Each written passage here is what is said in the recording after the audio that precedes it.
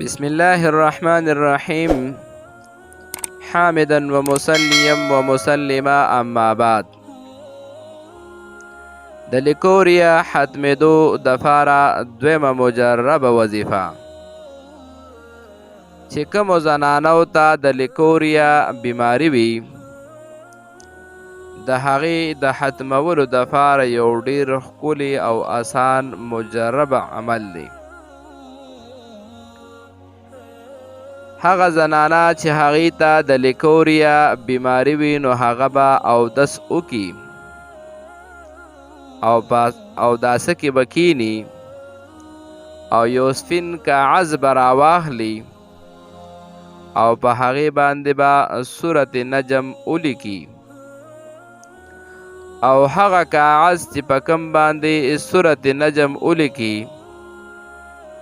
دا به په زمزم اوبو کې واچي او په هغې کې به یې ویلې کړي او که چېرې زمزم اوبه نه وي نو بیا د ساده اوبه راواخلي په هغې کې د دغه ساحت ولیکي چې په کوم باندې سورت نجم لیکلی وي. دغه اوبه به دا زنانه تر د 7 ورځو پورې څښي.